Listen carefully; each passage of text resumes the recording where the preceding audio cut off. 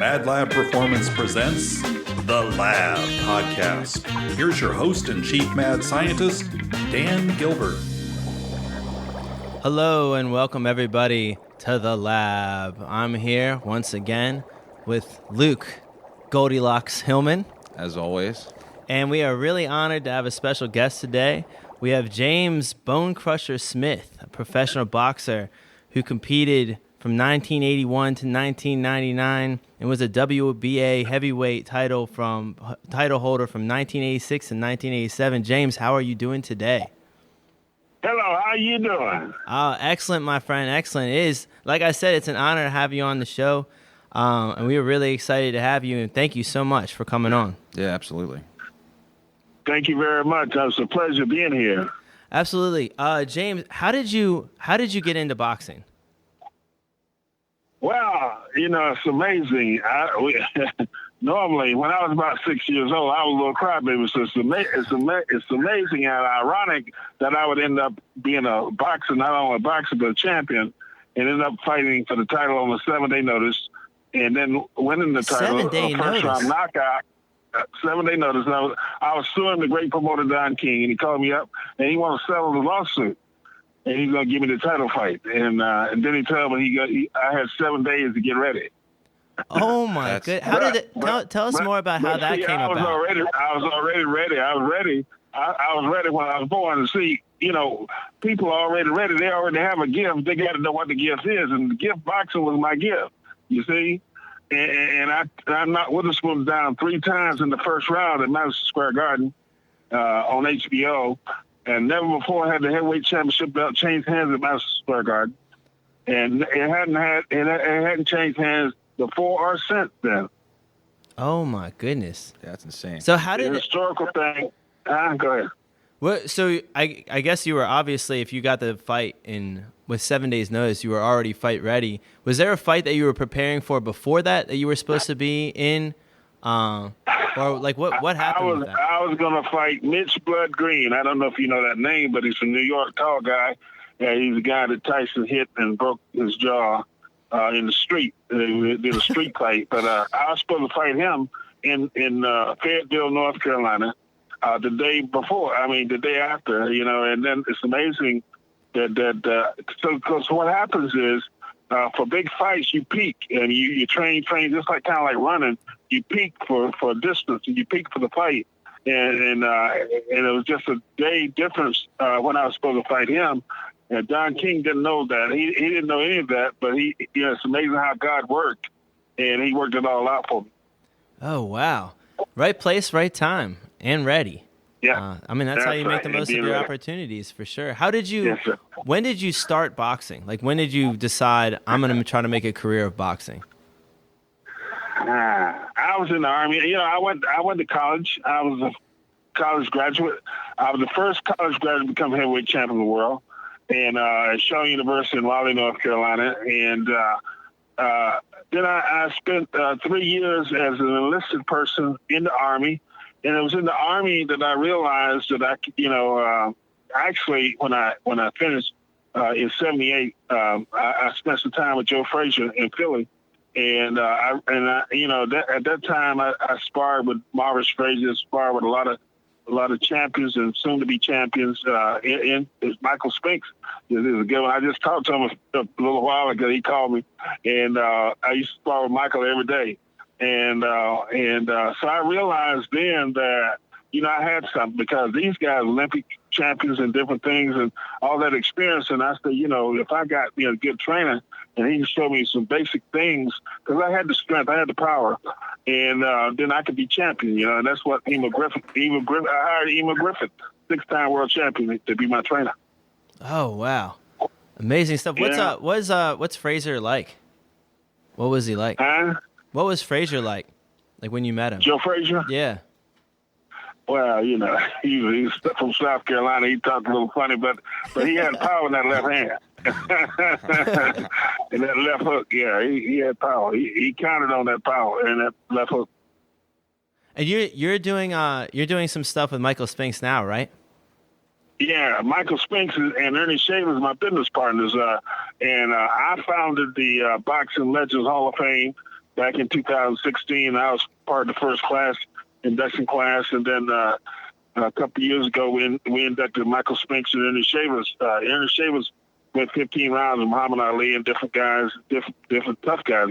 He's known as the hardest punching heavyweight in history. So we're like the three amigos. We're partners with this Boxing Legends Hall of Fame project. That's awesome. What's your big goal with the Boxing Legend Hall of Fame? Where do you want to see it go?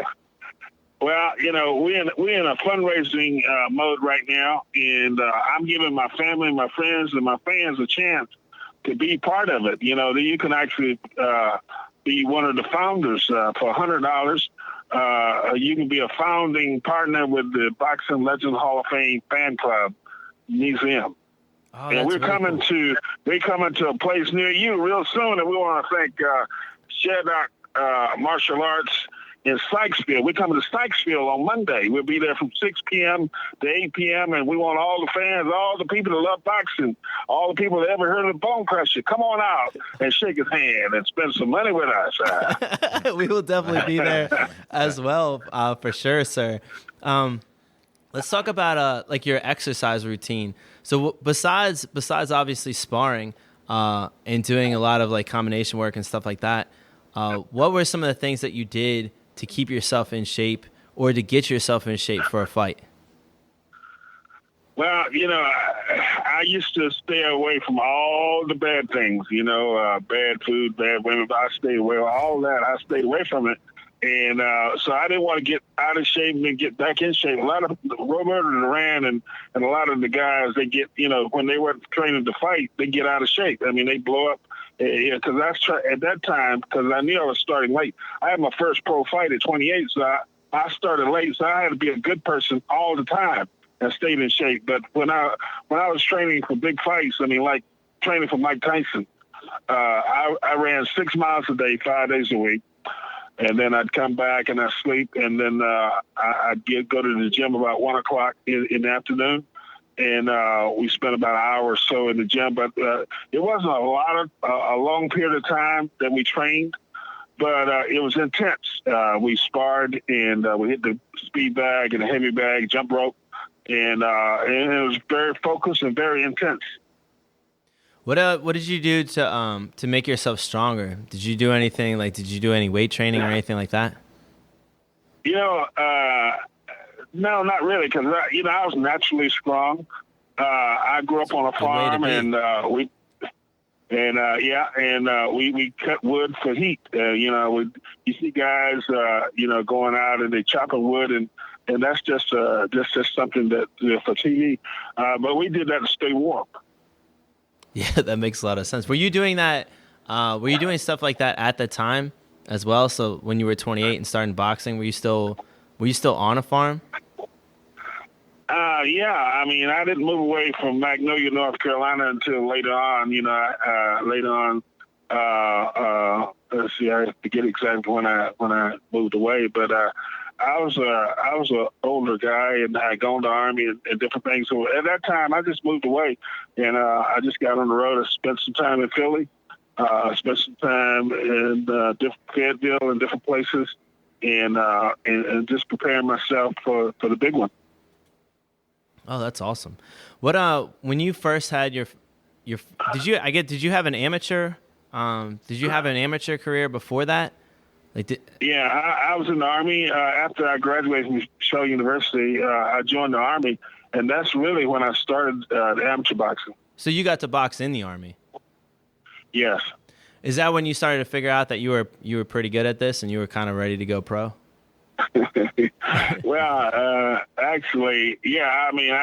I won a few. I won a lot of them, and then I lost a few. But it was when I finished, got out of the military, and started training with Joe Frazier, and then I realized these guys are champions, and if I just learn a few things and apply my power, I could be champion too. So it was really. After when I spent some time with Joe Frazier, and Joe Frazier, former champion as well, and just hanging out with those guys and just being around people that think like you or you think like them, all of a sudden you're going to be like them. I think that's a really important part of not just boxing and sports, but in life in general, right? Certainly. What your first fight? Oh, sorry. Go ahead. No, go ahead. Your first fight. Take me through a little bit of that. Like, where was it? Who did you fight? What did you feel? Like, were you nervous beforehand, or did you feel completely ready? How did that go? I was nervous at every fight, but my first fight, I was scared to death.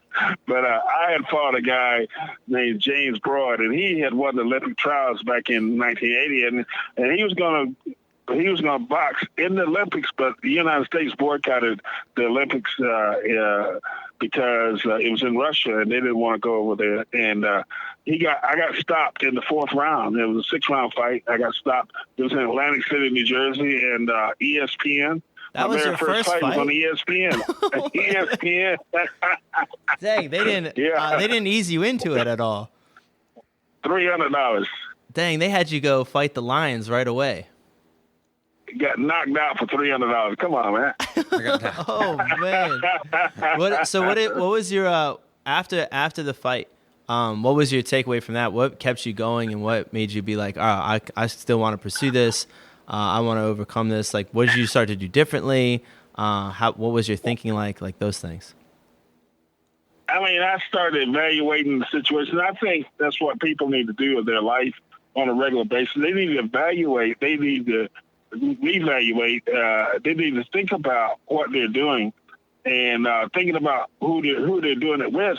And all of a sudden, I said, this guy, I should have never been in the ring with this guy, because he probably was going to win the Olympics. I mean, he beat Morris Frazier. Then, he beat a whole bunch of guys to win the Olympic trials. He was going to probably win the Olympics. I said, there's no way I should be in the ring with him my very first fight. Yeah, on ESPN. I was going to say, because I've never heard of somebody's first pro fight going against really of anybody of note. Usually it's just like somebody else that just turned pro, or somebody that's been like on and off for a while. You know, to kind of get your feet wet there. You kind of thrown into the fire. Yeah.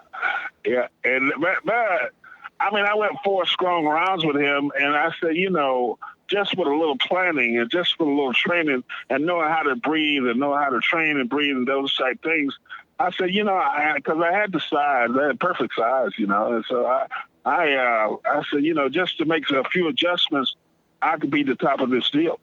What fighting weight did you feel the most comfortable at?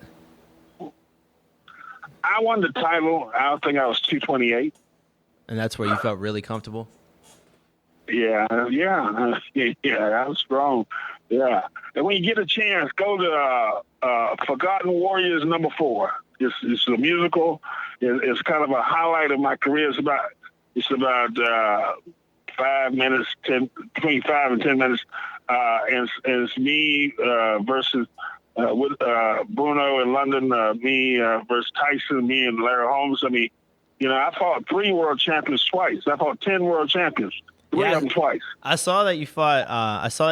Tyson, and I know that you fought Holmes and stuff. Who would you say was your toughest opponent? My ex-wife. My ex. And that is definitely fair. You weren't ready for that. You weren't ready for that one.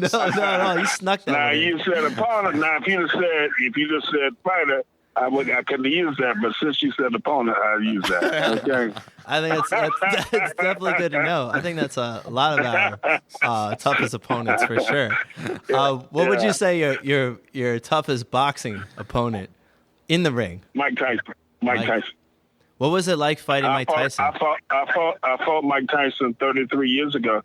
He was 21 at the time, 20 or 21, and he was knocking everybody out. And HBO, and the media had it built up, and they had it built up as invincible. And he came out and he was shaking his head, wobbling his head, coming to the ring with no shirt on, no robe on, no socks on. I mean, this guy, and he was playing the role of a crazy person. And I was a little bit nervous. I was real nervous. Yeah, I don't think you were the only one. My grandmama said, and basically she said this was just him. She was the only one that she said this about. She says, Odell, my real middle name is Odell. She said, Odell, are you going to fight that kid Mike Tyson? I said, yes, ma'am. He said, "You be careful, because that boy is crazy." He's proven that he is crazy. What would you say? Yeah. Oh, most definitely. He's supposed to fight Roy Jones. Roy Jones Jr. coming up. Yeah. What do you think about that? Yeah. I think they need to sit down somewhere. I mean, he got to remember that we all was young at one point, and but Roy Jones is old too. But I mean, why this guy Tyson made $500 million. Yeah. Yeah, I don't know. Almost $500 million. Well, he is a crazy person. He does march to the beat of his own drum, though. So, God, who knows what he's thinking with that, for sure. What would you say was the proudest moment of your career? Was it when you won that title, or is there a different part of it where you were like, this is I felt like, or I overcame adversity the most? Like, what was your proudest moment? The night I won the title, well, the night I became champion, because it was almost against all odds that I did that, and it was like unbelievable to do that. To take the fight on a notice. 7-day notice. Now all of a sudden I'm at Madison Square Garden, New York, the mecca of boxing. I'm on HBO. I mean, and fighting a guy that had beat me the year before, Tim Witherspoon.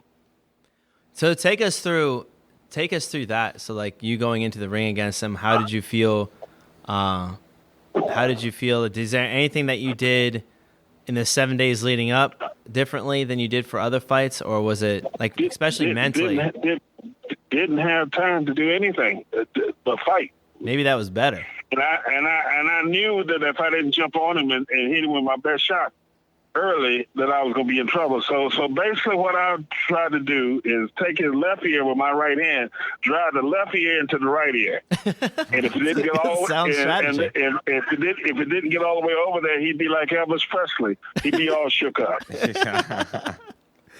I love that. So what was the feeling after you win that fight? And what was your ideas of, like, what did you want to do after that? Rest, sleep.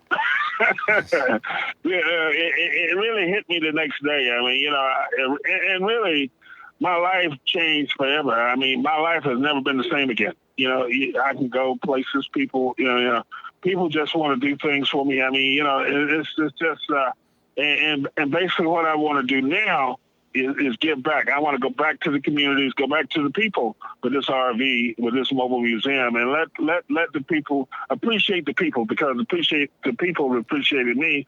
And not only that, me and my other champion friends, we're gonna be hanging out together. Oh, that's awesome. So obviously you were a great boxer, but who would you say that is your favorite boxer of all time? Muhammad Ali. Muhammad Ali, good choice there. What's your reasoning behind that? Because he did so much. I mean, from his fighting style to the stuff he did outside of the ring, just an amazing person. But what was your favorite aspect of Ali?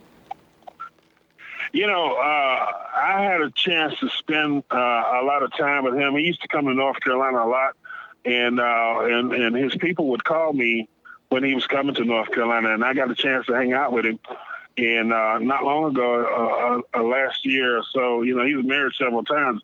But one of his wives called me, and they had a birthday party for him in Raleigh, North Carolina. And we went up and hung out with her for a little bit and helped her celebrate her birthday. Oh, that's really cool. So he was. Yeah. So you got to talk with him and meet him and everything. So what kind of guy was he? Oh yeah. And he's real quiet. It's amazing.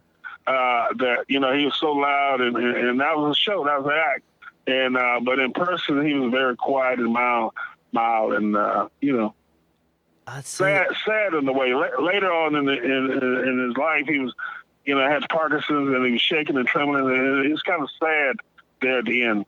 Yeah, no, it was definitely a tough ending for sure, but he got to do a lot in his life, and he'll never be forgotten. He's a legend, for sure. Yeah.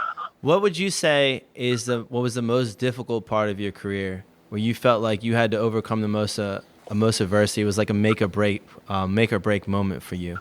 I would say spending more time with my family. If I had to do it all over again, I probably would do that. Family is very important and just the breakup of the family, and there's too much of that right now, and it creates bad situations where if you have children, the children never get over that. They never get over the breakup of the family. Yeah, that's a very difficult thing, and family is really important. But sometimes it's tough to see that in the moment, and there's so much going on that can make it really difficult. So you're going back to your training regimen. You said that you stayed away from bad foods and stuff like that. So what does your diet look like?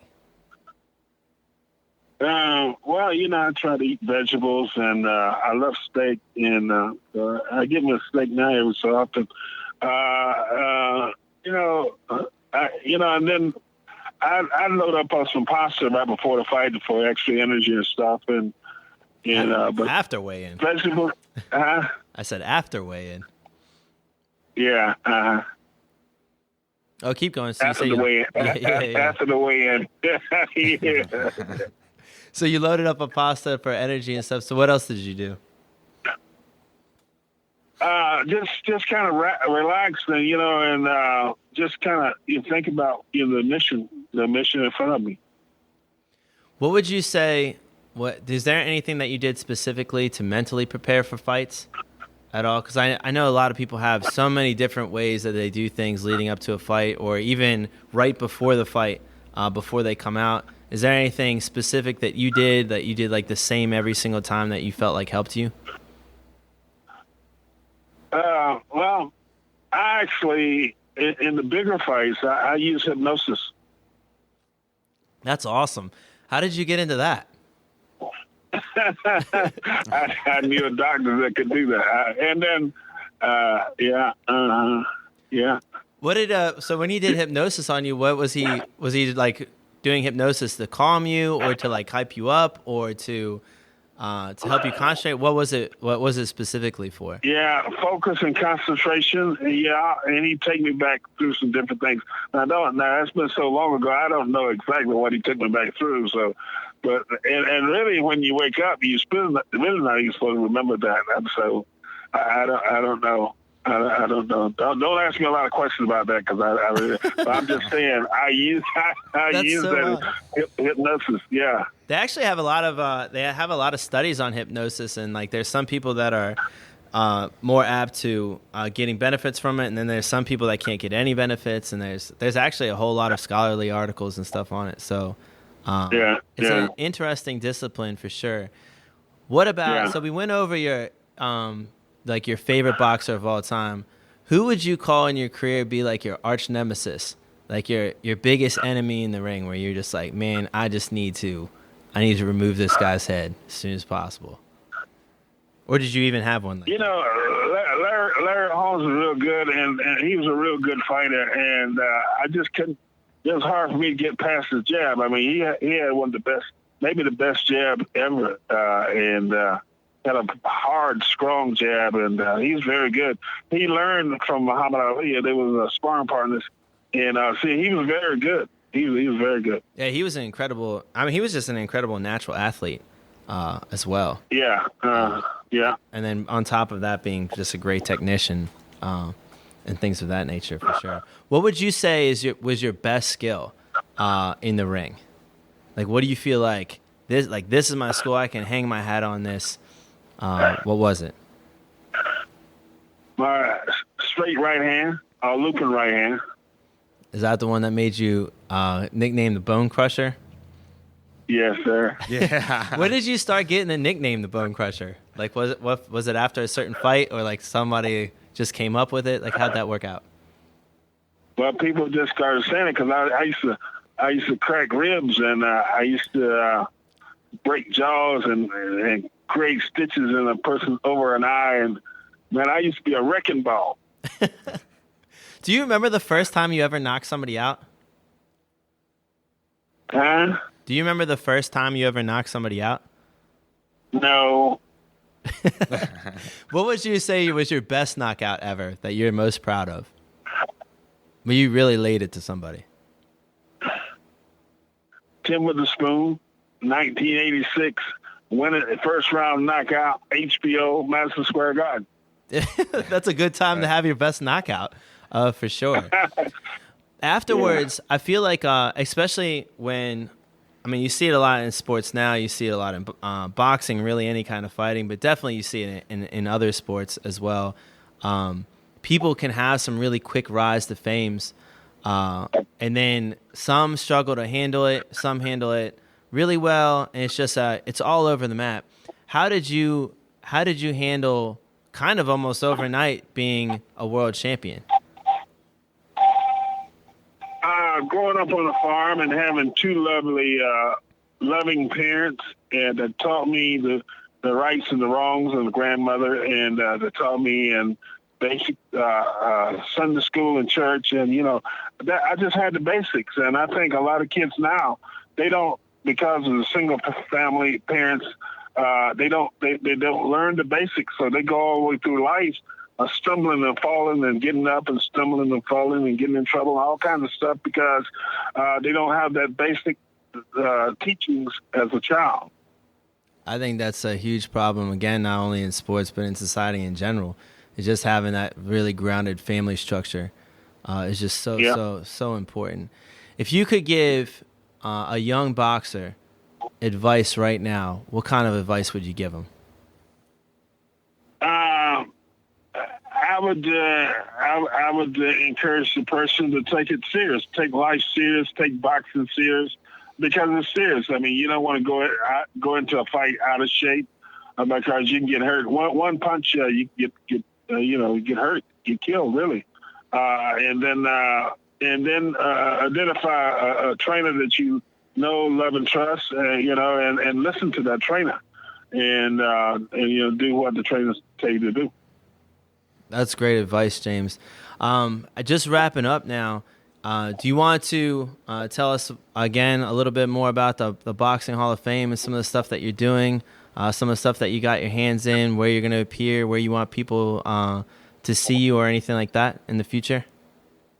Absolutely. Come Monday, September the 21st, I will be in Sykesville at Shattuck Martial Arts in Fitness in Sykesville, Monday, September 21st, 6 p.m.